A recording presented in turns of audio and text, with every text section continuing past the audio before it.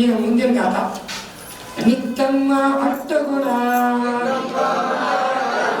ಕಿಂಚುನ್ನ ಚರಮ ದೇಯದು ಸಿದ್ಧ ಘಟಿದ ನಿಚ್ಛ ಸಂಯುಕ್ತ.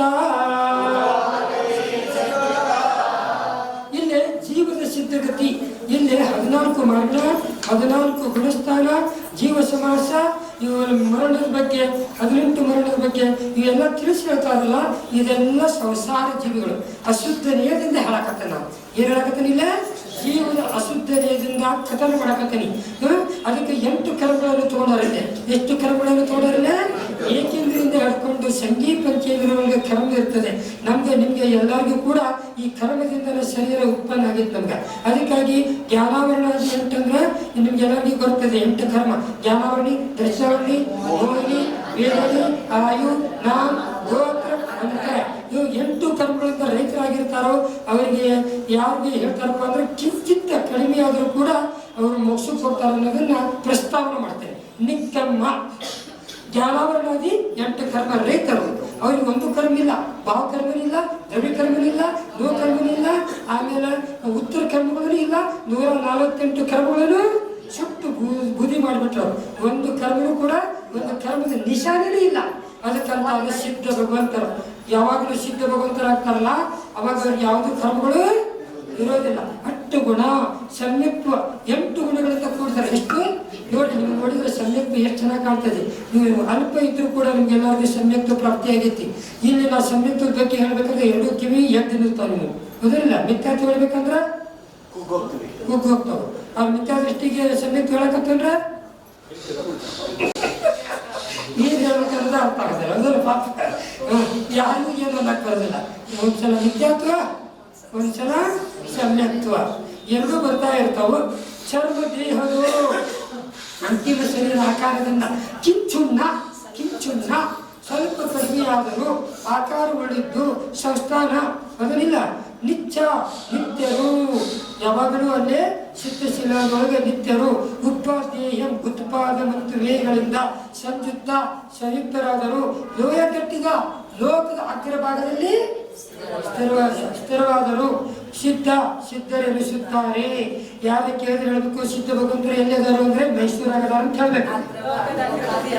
ಮೈಸೂರಾಗ ಜನೇಂದ್ರ ಭಗವಂತರು ಎಲ್ಲೇ ಒಳಗೆ ಪಾರ್ಶ್ವನಾಥ ತೀರ್ಥಂಕರದಲ್ಲ ಅಲ್ಲಿ ಸಿದ್ಧ ಭಗವಂತರು ಅದಾರ ಅಂತ ಹೇಳಬೇಕು. ಹೇಳಿದ್ರೆ ತಪ್ಪಲ್ಲಿಲ್ಲ. ಮಗನಿಲ್ಲ ತಪ್ಪಕತ್ತಾರ. ಕೆರ ಭೂಮಿಗಳಿಗೆ ಎಲ್ಲ ಕಡೆ ಸಿದ್ಧರು ಎಲ್ಲದಾರ. ಇಲ್ಲದಾರ ಮ್ಯಾಲದಾರ.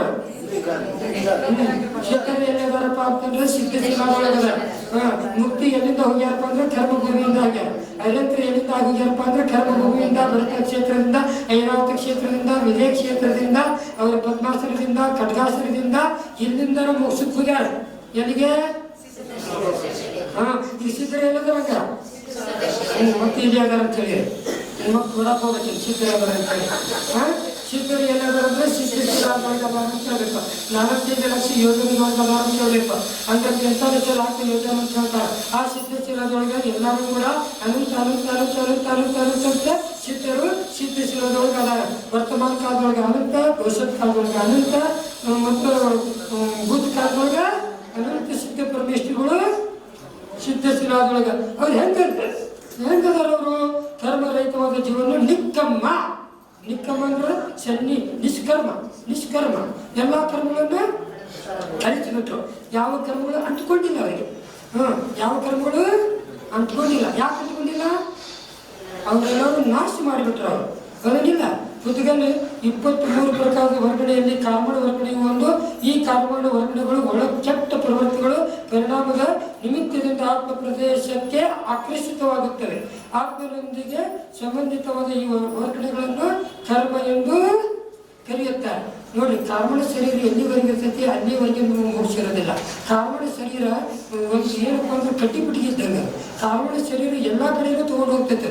ಅವ್ನು ಒಂದು ಪರ್ಯಾಯ ಅಲ್ಲ, ಅನಂತ ಪರ್ಯಾಯಗಳಿಗೂ ಕೂಡ ಕಾರ್ಬನ್ ಶರೀರ ಇರೋಲಿ ಮಟ್ಟ ನಮಗೆ ಸುಖ ಇರೋದಿಲ್ಲ. ಕಾರ್ಬನ್ ಶರೀರನ ನಾಶ ಮಾಡ್ಕೊಂಡಾಗ ನಮಗೆ ಏನಾಗ್ತೈತಿ? ಅದಕ್ಕೆ ಹೇಳ್ತಾರೆ, ಕಾರ್ಬನ್ ಶರೀರ ನಷ್ಟ ಆದಾಗ ಮಾತ್ರ ನಿಮ್ಮನ್ನ ಬಿಟ್ಟು ಹೋಗ್ತೈತಿ, ಕಳಿಸಿ ಹೋಗ್ತೈತಿ. ಅಲ್ಲಿಂದ ನಿಮಗೆ ಕರ್ಮ ಎಲ್ಲ ಕಳಿಸಿ ಹೋಗ್ಬಿಡ್ತಾವ. ಆವಾಗ ನಿಮ್ಮ ಆತ್ಮ ಏನಾಗ್ತೈತಿ? ಋತುಗಮನ ಆಗ್ತೈತಿ. ಅದಕ್ಕೆ ಕಿಂಚುನ್ನ ಚರ್ಮ ದೇಹದೋ ಸಿದ್ಧ ಅಂದ್ರೆ ಅಲ್ಲಿ ಸಿದ್ಧ ಶಿಲಾದೊಳಗೆ ಹೋಗಿ ನಿಮ್ಮ ಆತ್ಮ ಹೇಗಿರ್ತದೆ ಅಂತಂದ್ರೆ ಈ 3.5 ಮೊಳ ಶರೀರ ಇದೆ, ಒಂದು ಕೋಶದ ಶರೀರ ಇದೆ, ಇಲ್ಲಿ ನಮ್ಗೆ 500 ದರ್ಶದ ಎತ್ತರದ ಶರೀರ ಇದೆ. ಅಲ್ಲಿ ಹೋದ ನಂತರ ಇಷ್ಟಿದ್ದು ಇಷ್ಟ ಆಗ್ತೈತಿ. ಇದಕ್ಕೆ ಏನಂತಾರೆ ಕಿಂಚುನ್ನ ಚರ್ಮ ದೇಹದ ಸಿದ್ಧ. ಅಲ್ಲಿ ನಿಮಗೆ ಶರೀರ ಇರೋದಿಲ್ಲ, ಆ ಶರೀರ ಇರ್ತದೆ. ಅಲ್ಲಿ ಕರ್ಮ ಇರೋದಿಲ್ಲ, ಸಂಗೀತ ಪಂಚೇಂದ್ರ ಇಲ್ಲ, ಭವ್ಯ ಇಲ್ಲ, ಅಭವಿಲ್ಲ, ಮರಣ ಇಲ್ಲ, ಗುಣಸ್ಥಾನ ಇಲ್ಲ, ಜೀವ ಸಮಾಜ ಇಲ್ಲ, ಏನೂ ಇಲ್ಲ. ಬರೀ ಜೀವ ಇರ್ತದೆ ಸಿದ್ಧ ಶಿಲಾದೊಳಗೆ. ಏನಿರ್ತದೆ? ಎಲ್ಲೇ ಅಲ್ಲಿ ಸಿದ್ಧ ಶಿಲಾದೊಳಗೆ ಹೋಗಿ ನಾವು ಅನಂತ ಪರ್ಯಾಯದೊಳಗೆ ಇರ್ತೀವಿ. ಅದ್ರ ಹೆಸರು ಲೋಕದ ಅಗ್ರ ಭಾಗದಲ್ಲಿ ಸ್ಥಿತವಾಗಿರ್ತದೆ. ಲೋಕದ ಅಗ್ರ ಭಾಗದಲ್ಲಿ. ಅದಕ್ಕೆ 3 ಕರ್ಮದ ಮುಗಿಸಕ್ಕೆ ಹೋಗಬೇಕಾದ್ರೆ ನಾಶ ಮಾಡಬೇಕು. ಆ 3 ಕರ್ಮ ದ್ರವ್ಯ ಕರ್ಮ, ಭಾವ ಕರ್ಮ, ಲೋ ಕರ್ಮ. ಇವು ಕರ್ಮನ ಹೊರಗಡೆಗಳೆಂಬ ಪುದಗಳನ್ನು ಆಕರ್ಷಿತವಾದಾಗ ಅಲ್ಲಿ ಏನಾಗ್ತೈತಿ, ಜೀವಕ್ಕೆ ಮೋಕ್ಷ ಇಲ್ಲ. ಅದಕ್ಕೆ ಅನಂತ ಪುದ್ಗಲ ಜಡ ಅದಾವು. ಎಲ್ಲ ಕರ್ಮ ಪ್ರಮಾಣಗಳು ಎಲ್ಲ ಜಡ ಐತಿ, ಪುದ್ಗಲ ಐತಿ. ಅದ್ರ ಮೇಲೆ ಏನೈತಿ, ಏನು ಉಪಯೋಗ ಇದು? ಇದನ್ನೆಲ್ಲ ಮುಗಿಸಕ್ಕೆ ಹೋಗ್ಬೇಕಾರೆ ಇದನ್ನೆಲ್ಲ ಇಲ್ಲೇ ಬಿಟ್ಟು ಹೋಗ್ಬೇಕು. ಇದು ನಂದಲ್ಲ, ಈ ಶರೀರ ಮೇಲಾನೀಯ ಸ್ವಲ್ಪ ಚೋಡ್ಕೆ ಜಾನ. ಇದೆಲ್ಲ ಪುದ್ಗಲ ವಸ್ತು. ಇದು ಏನಿದು? ಜಡ ಐತಿದು. ಅದಕ್ಕೆ ಇದನ್ನೆಲ್ಲ ದ್ರವ್ಯ ಕರ್ಮದಿಂದ ಈ ರೀತಿಯಾಗಿ ಚಿಂತನೆ ಮಾಡಿ ಮುಗಿಸ್ಕೋಬೇಕು. ಇನ್ನು ಜ್ಞಾನಾವಳಿ ಕರ್ಮ, ದರ್ಶನಾವಳಿ ಕರ್ಮ, ವೇದನಿ ಕರ್ಮ, ಮೌನಿ ಕರ್ಮ, ಆಯು ಕರ್ಮ, ನಾಮ ಕರ್ಮ, ಗೋತ್ರ ಕರ್ಮ, ಅಂತರಾಯ ಕರ್ಮ. ಇವು 4 ಕರ್ಮ ಘಾತಿ ಕರ್ಮದವು. ಜ್ಞಾನಾವಳಿ, ದರ್ಶನಾವಳಿ, ಮೌನಿ, ಅಂತರಾಯ. ಇನ್ನು ಆಯು ಕರ್ಮ, ನಾಮ ಕರ್ಮ, ಗೋತ್ರ ಕರ್ಮ, ವೇದನಿ ಕರ್ಮ, ಅಘಾತಿ ಕರ್ಮ. ಇನ್ನು ಘಾತಿ ಕರ್ಮದೊಳಗೆ ಆತ್ಮನಲ್ಲಿ ಕರ್ಮಗಳ ಆತ್ಮನಲ್ಲಿ ಬಂಧವಾಗಿ ಆತ್ಮನ ಗುಣಗಳಿಗೆ ಜ್ಞಾನ ದರ್ಶನ ಸುಖ ಗುಣಗಳನ್ನು ಘಾತ ಮಾಡುತ್ತದೆಯೋ ಭವಭವದಲ್ಲಿ ಅದು ಕರ್ಮ ಕಾಡ್ತಾ ಇರ್ತದೆ ಅಂತಿರ್ತದೆ. ಎಷ್ಟು ಕಾಡ್ತಾ ಇರ್ತದೆ ಇದು, ಇನ್ನು ಎಲ್ಲೂ ಬಿಡೋದಿಲ್ಲ, ಕಾಡ್ತಾ ಇರ್ತದೆ. ಇಲ್ಲೇ ಅದನ್ನ ಕರ್ಮಗಳನ್ನು ಕ್ಷೀಣ ಮಾಡ್ಕೊ. ಇದು ಈ ಪಂಚಮ ಕಾಲಿದ್ರು ಕೂಡ ಇಲ್ಲೇ ತಿಳ್ಕೋಬೇಕು. ಆ ಕರ್ಮ ಎಲ್ಲಾದ್ರೂ ಕಾಡೋದ, ಅದಕ್ಕೆ ನಾವು ಏನ್ ಮಾಡ್ಕೋಬೇಕು? ಇಲ್ಲಿಂದ ಬಿಡುಗಡೆ ಹೊಂದ್ಕೋ. ಇನ್ನು ಅಘಾತಿ ಕರ್ಮ ಅಂತಂದ್ರೆ ನಿಮ್ಗೆಲ್ಲ ವೃತ್ತಿ ಪುಣ್ಯ ಕರ್ಮ. ಆತ್ಮನ ಸ್ವಾಭಾವಿಕ ಗುಣಗಳನ್ನು ಘಾತ ಮಾಡೋದಿಲ್ಲ. ಆತ್ಮನ ಸ್ವಾಭಾವಿಕ ಗುಣಗಳನ್ನು ಎರಡೆಂದೂ ಘಾತ ಮಾಡೋದಿಲ್ಲ. ಅದಕ್ಕೆ ಅದು ಪುಣ್ಯ ಕರ್ಮ ಎನಿಸಿಕೊಂಡಿದೆ, ಅದು ಪಾಪ ಕರ್ಮ ಎನಿಸಿಕೊಂಡಿದೆ. ನಿಮ್ಮ ಕಡೆ ಘಾತಿ ಕರ್ಮ ಇದೆ, ಅಘಾತ ಕರ್ಮ ಇದೆ. ತೀರ್ಥಂಕರ ಕಡೆ ಘಾತಿ ಕರ್ಮ ಇಲ್ಲ. ಸರಿ ಆಯ್ತಾ? ಇಲ್ಲ ಗಾಡಿ ಸ್ಪೀಡ್ ಆಗ್ತೈತಿ, ವಿಷಯ ಬರ್ತದೆ, ನಿಮಗೆ ಲಘು ಹೋಗ್ತೈತಿ. ಜ್ಞಾನಾವರಣಿ ಅಂದ್ರೆ ಆತ್ಮನ ಅನಂತ ಜ್ಞಾನವನ್ನು ಆವರಿಸಿಕೊಳ್ಳುವುದು ಜ್ಞಾನಾವರಣಿ ಕರ್ಮ. ಆತ್ಮನ ಅಸ್ತಿತ್ವವನ್ನು ತಡೆ ಹಿಡಿಯುವುದು ಅದಕ್ಕೆ ದರ್ಶನಾವರಣಿ ಕರ್ಮ. ವೇದನಿ ಕರ್ಮ ಅಂದ್ರೇನು? ಸುಖ ದುಃಖವನ್ನು ಅನುಭವ ಮಾಡೋದಕ್ಕೆ ವೇದನಿ ಕರ್ಮ. ಮೌನಿ ಕರ್ಮ ಅಂದ್ರೇನು? ತನ್ನದೆಲ್ಲ ತಾಮಪರ ವಸ್ತುಗಳಲ್ಲಿ ನನ್ನದು ರತಿ ಭಾವ ಹುಟ್ಟಿಸುವುದು. ಇದಕ್ಕೆ ಏನಂತಾರೋ ಮೌನಿ ಕರ್ಮ. ನರಕಾದಿ ಪರ್ಯಾಯಗಳಲ್ಲಿ ಹುಟ್ಟಿವೆ ಬದುಕುವುದು ಆಯು ಕರ್ಮ. ನಾಮಕರ್ಮಗಳ ಅನುಸಾರವಾಗಿ ಭವಗಳಲ್ಲಿ ಪಶು ಪಕ್ಷಿಯಾಗಿ ತಿರುಗಾಡುವುದು ನಾಮಕರ್ಮ. ಗೋತ್ರ ಕರ್ಮ ಅಂದ್ರೆ ನೀಚ ಕುಲ ಉಚ್ಚ ಕುಲದಲ್ಲಿ ಹುಟ್ಟುವುದು ಅಂತರಾಯ ಕರ್ಮ. ದಾನ ಲಾಭ ಭೋಗ ವೀರಗಳಲ್ಲಿ ವಿಕ್ರ ಉಂಟು ಮಾಡುವುದು. ಈ ರೀತಿಯಾಗಿ ತಿಳಿದು ಇದರ ಉತ್ತರ ಭೇದಗಳದವ. ಇದನ್ನ ಮತ್ತೆ ಯಾವಾಗ ಹೇಳ್ತೀನಿ, ಹೇಳಿದ್ರೆ ಹೇಳಬೇಕಾ? ಹೇಳಕ್ಕೆ ನಡೀತಾರೆ. ನಾ ಮುಂದಿನ ಗಾತ ಹೇಳ್ತೇನೆ. ಈ ಸದ್ಯ ನಿಮ್ಗೆ ಅನಂತ ಜ್ಞಾನ, ಅನಂತ ದರ್ಶನ, ಅನಂತ ಸುಖ, ಅನಂತ ವೀರ, ಅವ್ಯಯವಾದಿತ್ವ, ಅವಗಾನತ್ವ, ಸೂಕ್ಷ್ಮತ್ವ, ಅವರ್ಲಗತ್ವ, ಇವು 8 ಗುಣಗಳು ಯಾರು? ಇವು ಸರಿಯಾದ ಉತ್ತರ. ಶುದ್ಧಾತ್ಮನ ಭಾವಗಳು ಇವು. ನೀವೆಲ್ಲರೂ ಶುದ್ಧಾತ್ಮದಿರಿ, ಅಶುದ್ಧಾತ್ಮದಿರಿ? ನೀವು ಶುಭ ಅದಿರಿ, ಅಶುಭ ಅದಿರಿ? ಶುಭ ಭಾವ ಐತೆ, ಅಶುಭ ಭಾವ ಐತೆ?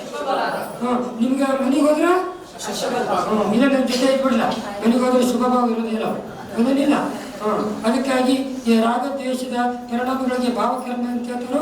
ಅದಕ್ಕಾಗಿ ದ್ರವ್ಯಕರ್ಮ, ಭಾವಕರ್ಮ ಇವು ಮೂಲ ಪ್ರೇರಣೆಯಿಂದ ಆಗಿರ್ತಾವ.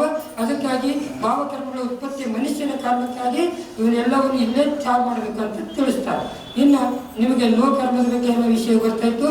ಇನ್ನು ನಿಮಗೆ ಷಡ್ಗುಣಿ ಹಾನಿ, ಅನಂತವಾಗ ಹಾನಿ, ಅನಂತವಾಗ ವೃದ್ಧಿ, ಅಸಂಖ್ಯಾತವಾಗ ಹಾನಿ, ಅಸಂಖ್ಯಾತವಾಗ ವೃದ್ಧಿ, ಅಸಂಖ್ಯಾತವಾಗ ಹಾನಿ, ಅಸಂಖ್ಯಾತವಾಗ ವೃದ್ಧಿ, ಅಸಂಖ್ಯಾತ ಗುಣ ಹಾನಿ, ಅಸಂಖ್ಯಾತ ಗುಣ ವೃದ್ಧಿ, ಅಸಂಖ್ಯಾತ ಗುಣ ಹಾನಿ, ಅಸಂಖ್ಯಾತ ಗುಣ ವೃದ್ಧಿ, ಅನಂತ ಗುಣ ಹಾನಿ, ಅನಂತ ಗುಣ ವೃದ್ಧಿ. ಯಾರು ಮಾಡ್ತಾರೆ? ಮುಕ್ತರಾದ ಚಿತ್ತ ಪರಮೇಶ್ವರಗಳ ಆತ್ಮದಲ್ಲಿ, ಪ್ರತಿಯೊಂದು ಆತ್ಮದಲ್ಲಿ, ಪ್ರದೇಶದಲ್ಲಿ ಪ್ರತಿ ಸಮಯ ಪ್ರಕಟವಾಗಿರುತ್ತದೆ. ಇದಕ್ಕಂತ ಅವರಲ್ಲಿರುವ ಲಘುತ್ವ ಗುಣದಿಂದಾಗಿ 6 ಪ್ರಕಾರದ ಹಾನಿವೃದ್ಧಿ ಈ ರೀತಿಯಾಗಿ ತಿಳ್ಕೊಳ್ಬೇಕ. ಇದನ್ನ ಹೇಳಕತ್ರ 4 ತಾಸು ಬೇಕ.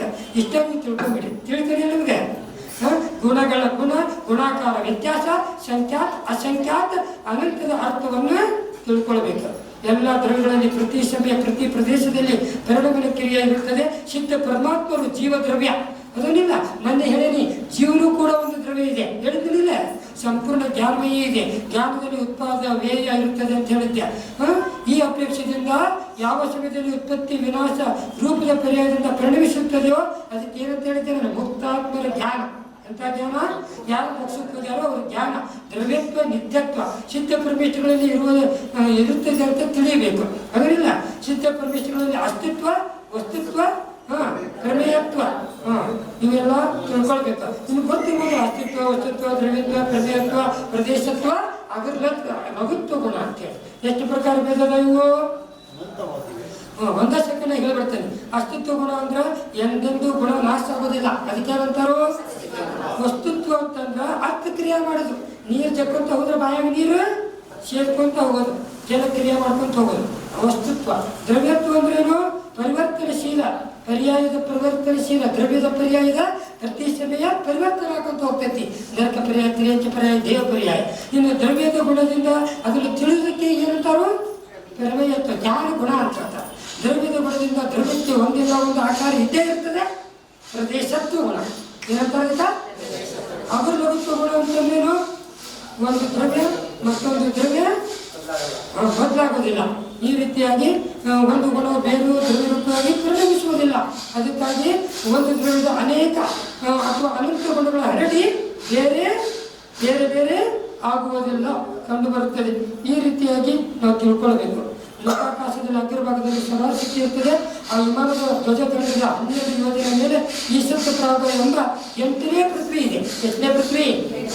7 ಪೃಥ್ವಿಗಳ ಅಧೋಲೋಕದಲ್ಲಿರುವ ನರಕ ಪೃಥ್ವಿಯಿಂದ ಹಿಡ್ಕೊಂಡು ಉದ್ದ ಅಗಲ ಪೂರ್ವ ಪಶ್ಚಿಮ 1 ರಜ್ಜು ಇದೆ. ಉತ್ತರ ದಕ್ಷಿಣ 7 ರಜ್ಜು ಇದೆ. ಮತ್ತು ದಪ್ಪ 8 ಯೋಜನೆ ಇದೆ. ಕ್ರಮವಾಗಿ ಗರ್ವದಲ್ಲಿ ಘನವಾತ ತನುವಾತವಲ್ಲಿಯೋ ಅದಕ್ಕೇನಾಗೈತಿ? ಸುತ್ತು 3 ವಾತಾಯನಗಳು 20,000 ಯೋಜನ ಏನಾಗಿತ್ತದ ಉಳ್ಳದಾಗಿದೆ. ಈ ರೀತಿಯಾಗಿ ತಿಳ್ಕೊಳ್ಳಿ.